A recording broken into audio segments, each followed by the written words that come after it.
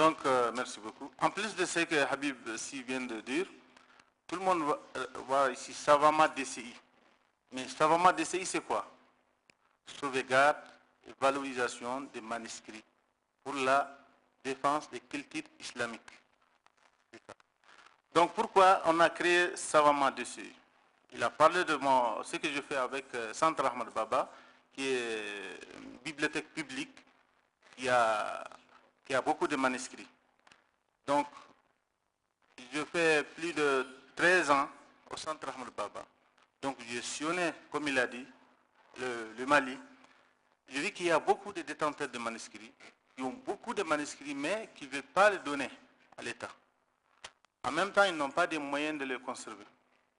Donc voilà, c'est ce qui nous a poussé à créer Savama. Donc on a créé Savama DCI en 1976 en tant qu'association. Donc on a commencé à sensibiliser les détenteurs de manuscrits qui ont leurs manuscrits, qui ne laissent même pas personne à les toucher. On les a sensibilisés pendant 10 ans, jusqu'en 2005. Notre association est devenue une ONG nationale. Avec l'aide de Fondation Ford et d'autres partenaires, on a commencé à mener notre action. Donc maintenant, ce qu'on a fait, vraiment, c'est ce qu'on veut que ça se trouve un peu partout, là où il y a beaucoup de manuscrits. Par exemple, en Mauritanie, que je connais, au Nigeria, au Niger et d'autres pays. Ça, c'est un exemple. Nous, après la sensibilisation des familles, on les a aidés à nettoyer leurs manuscrits, à classer leurs manuscrits, à lister leurs manuscrits, à commencer même à cataloguer leurs manuscrits. On fait ça sans demander autre chose. Parce que les détenteurs de manuscrits, ils ont l'idée que ces manuscrits, si quelqu'un vient voir les manuscrits, c'est pour l'exploiter. Parce qu'ils n'ont pas oublié ce que les colonisateurs ont fait avant. Comme le ministre a parlé de ça, ils ont amené beaucoup de manuscrits en Europe. Donc ça reste jusqu'à présent dans certaines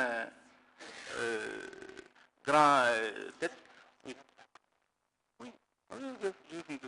Donc ce qu'on fait nous, dans la matière d'aide des bibliothécaires familiales, si il y a des manuscrits, on vient, on t'aide pour construire une bibliothèque, là où tu peux mettre tes manuscrits. Ou bien de rénover ta bibliothèque, ou bien de réhabiliter la bibliothèque. Comme ça qu'on fait un peu partout au Mali. Maintenant, depuis 1 an, on a commencé à partir dans les autres pays, comme Nigeria. Depuis 2 mois, on était au Nigeria. On était à Arewa House, on était jusqu'à l'université de Ahmed Bello, à Zaria. Maintenant, on va essayer de voir comment on va faire la même chose au Nigeria. Peut-être au Sénégal, peut-être en Mauritanie, peut-être même ici en Éthiopie. Voilà un peu ce qu'on est en train de faire.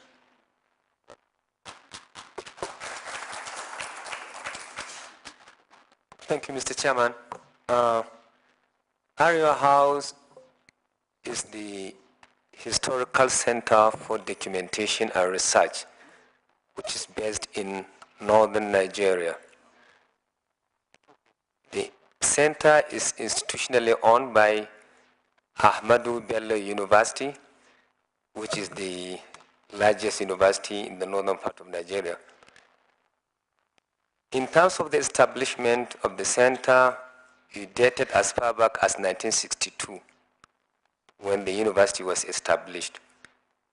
And then the founder of the history department, who was then a professor in the only university in Nigeria, that the University of Ibadan, transferred the Center for Arabic Documentation to Ahmadu Bello University. And this is what formed the nucleus of the Arewa House. And because by then the university was owned by the Northern Regional Government, and after the abolition of the regional structure and the establishment of federal system of government, then there were 7 states that inherited the assets of Northern region in Nigeria. And almost immediately they set up a project, Northern History Research Project, which was to reconstruct the history of pre-colonial societies in northern Nigeria. And for you to do this, what is so central and critical is the Arabic manuscripts. Because the history of the northern peoples, their culture, science, religion, politics, is all preserved in the Arabic manuscripts. So, in essence, the primary function of the project was to recover all the Arabic manuscripts that are available in the northern part of the country before we even go back to content analysis. So it was recovery, you index, and you catalog.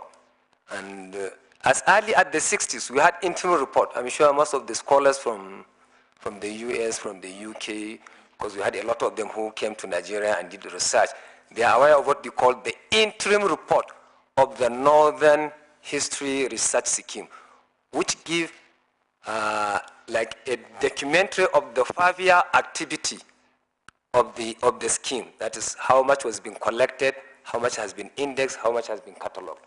So this is the genesis of the center.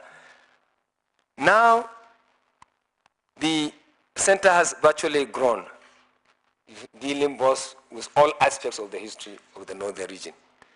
And it is virtually transforming into a center for postgraduate studies.